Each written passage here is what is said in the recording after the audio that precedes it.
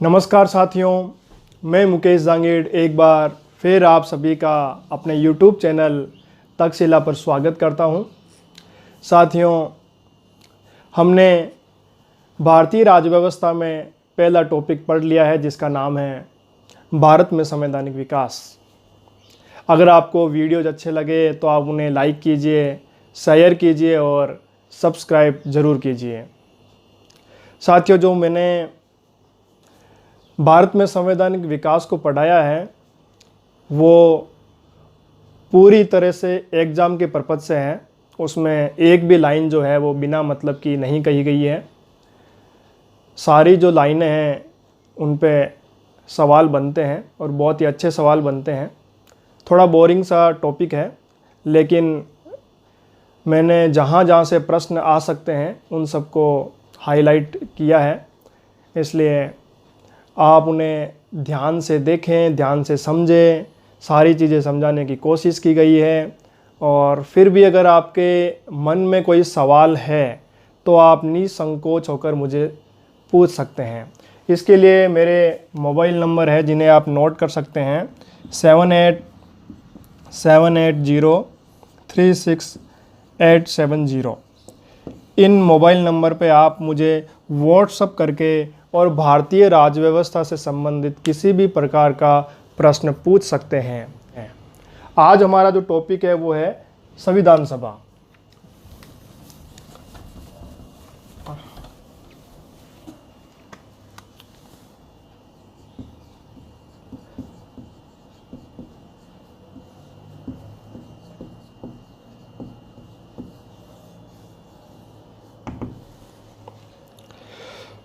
आज हमारा दूसरा टॉपिक है ये, और इसका नाम है संविधान सभा, कि किस प्रकार भारत के अंदर संविधान का विकास हुआ और फिर हमारे लिए संविधान सभा का निर्माण किस प्रकार हुआ और उसके बाद में उस संविधान सभा ने हमारे लिए किस प्रकार संविधान का निर्माण किया। आज हम इस टॉपिक पे चर्चा करेंगे।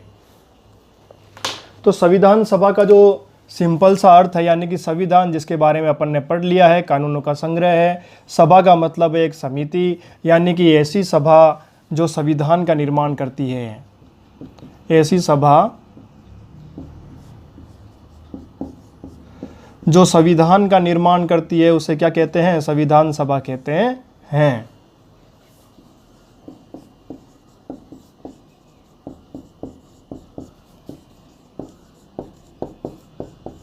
ऐसी सभा जो किसका निर्माण करती है? संविधान का निर्माण करती है, किसी देश के लिए संविधान को बनाती है, उस सभा को क्या कहते हैं? संविधान सभा कहते हैं।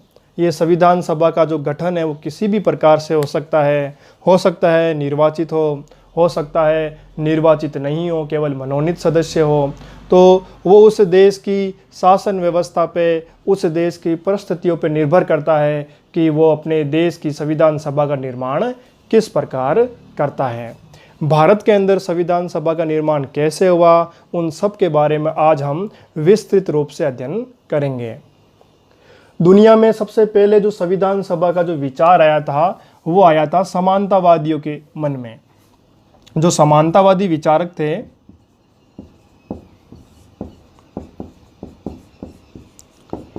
उन समानतावादी विचारकों के मन में सबसे पहले क्या आया था? संविधान सभा का जो है विचार आया था। समानतावादी विचारक का मतलब ये है कि जो समानता पर बल देते हैं, यानी कि, और इसका जो प्रमुख जो विचारक था उसका नाम था sir Henry man. Sir Henry man के दिमाग में सबसे पहले जो है संविधान सभा के बारे में विचार आए। इसने ये कहा कि जो पहले जो संविधान लागू होते थे वो राजा महाराजाओं के द्वारा जो लागू होते थे, तो उसने ये अपने विचार रखे कि वो कुछ विशेष व्यक्तियों के द्वारा ही बनाए जाते थे और उसके बाद में संपूर्ण जनता पर जो है लागू होते थे और वो एक समान नहीं थे।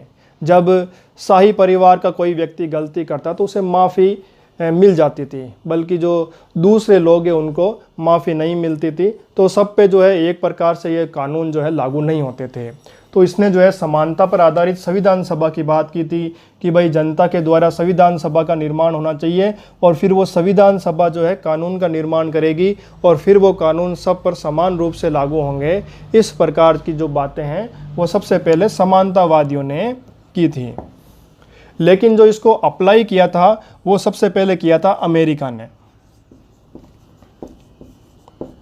जब अमेरिका आज़ाद हुआ था 1776 ईस्वी के अंदर, 4 जुलाई 1776 को जो है अमेरिका आज़ाद हुआ, तब उसने जो है अपने लिए संविधान का निर्माण करने के लिए संविधान सभा का गठन किया था। तो संविधान सभा सितंबर 1787 को इसका निर्माण किया गया था और 4 मार्च 1789 को बनकर ये तैयार हुआ। तो इस प्रकार जो है अमेरिका वह पहला देश था जिसने संविधान सभा को अपनाया और संविधान सभा का निर्माण किया। तो दुनिया का ऐसा प्रथम देश जिसने संविधान सभा का निर्माण किया था उसका नाम क्या है? उसका नाम है अमेरिका।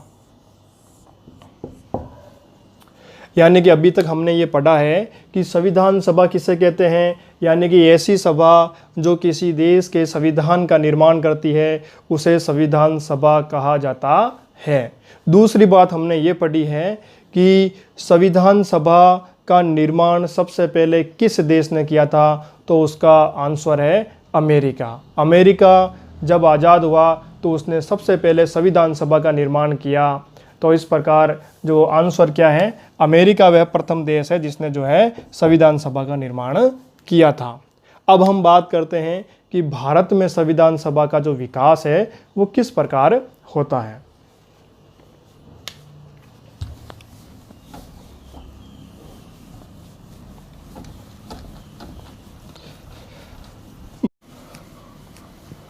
अब हम बात करते हैं भारत में संविधान सभा की मांग किस प्रकार की जाती है।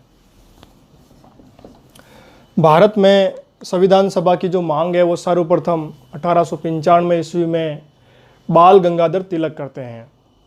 बाल गंगाधर तिलक अंग्रेजों के सामने एक प्रस्ताव रखते हैं जिसका नाम है स्वराज्य प्रस्ताव, और उस प्रस्ताव में कई प्रकार की मांगें की गई थी। उनमें से जो एक मांग है वो थी संविधान सभा की मांग। तो इस प्रकार भारत में सर्वप्रथम संविधान सभा की जो मांग है वो की थी बाल गंगाधर तिलक ने।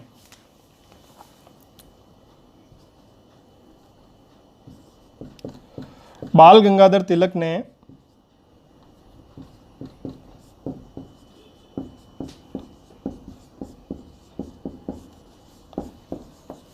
1895 ईस्वी में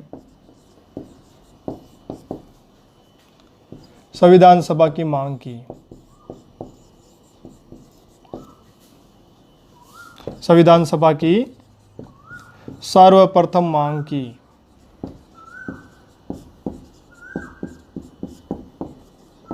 तो इस प्रकार भारत के अंदर सर्वप्रथम जो संविधान सभा की जो मांग है वो किसने की थी? लोकमान्य बाल गंगाधर तिलक ने की थी। और कब की थी? 1895 ईस्वी में की थी। उसके बाद में गांधी जी ने 1922 में संविधान सभा की मांग की। गांधी जी ने कहा कि भारत का संविधान भारतीयों के द्वारा ही बनना चाहिए।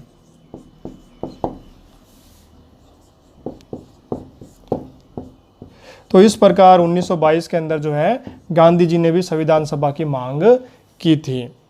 यहाँ से कई बार प्रश्न पूछा जाता है और वो इस प्रकार होता है कि गांधी जी ने संविधान सभा की मांग कब की थी, यानी कि ये सन पूछी जाती है। तो 1922 के अंदर जो है गांधी जी ने संविधान सभा की मांग की थी। और यहाँ पर प्रश्न पूछा जाता है कि भारत में सर्वप्रथम जो मांग है वो किसने की थी? तो आंसर क्या आता है? लोकमान्य बाल गंगाधर तिलक ने जो है सर्वप्रथम भारत में संविधान सभा की मांग की थी। उसके बाद में M.N. रॉय ने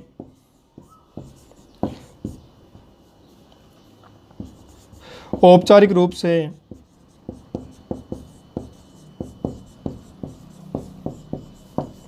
संविधान सभा की मांग की।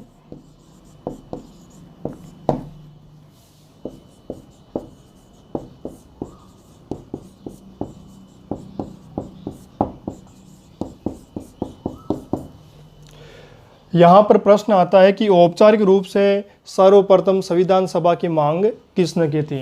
तब हमारा आंसर आता है एम.एन. रॉय।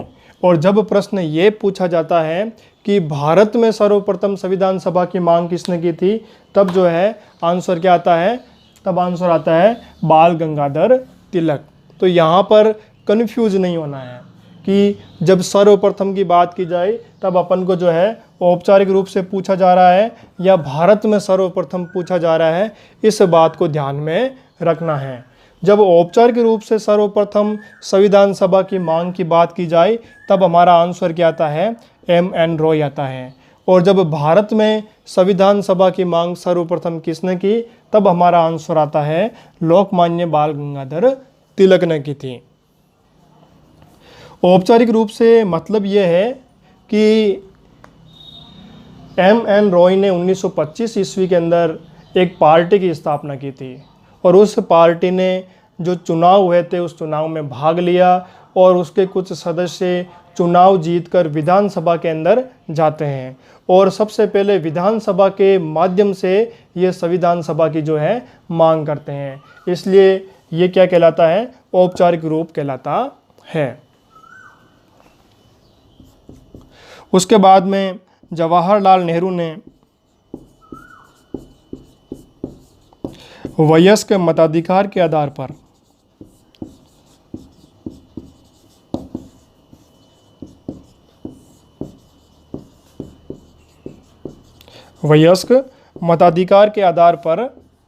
संविधान सभा की मांग की।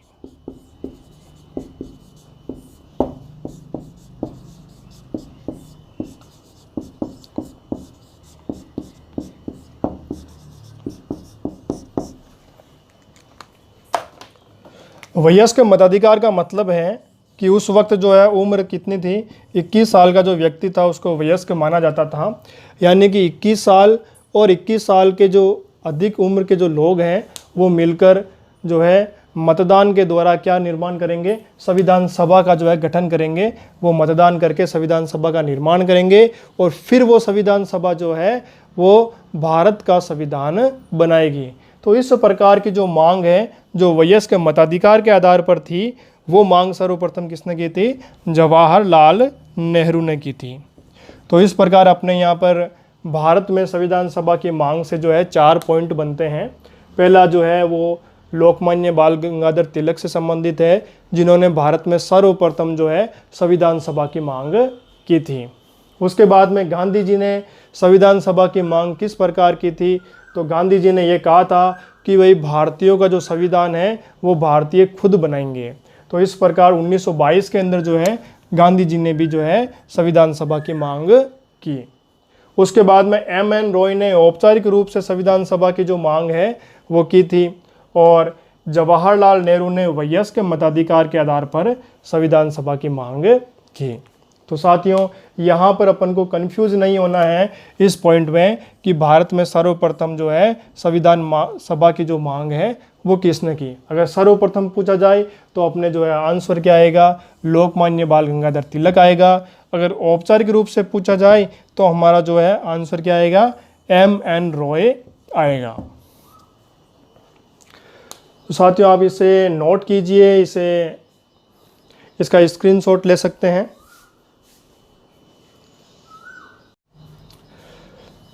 तो साथियों, आज की हमारी क्लास यहीं पे समाप्त होती है। अगली क्लास में हम पढ़ेंगे कि भारत में संविधान सभा की जो मांग है वो किस प्रकार अंग्रेज़ों ने स्वीकार की, ऐसी क्या परिस्थितियां थी जिसके कारण अंग्रेज़ों को ये मांग स्वीकार करनी पड़ी। उसके बाद में संविधान सभा के निर्माण के लिए अंग्रेज़ों ने कौन कौन से आयोग भारत के अंदर भेजे, और इन सब के बारे में अपन अगली क्लास के अंदर अध्ययन करेंगे। तब तक के लिए धन्यवाद। YouTube चैनल तक्षशिला के साथ बने रहिए।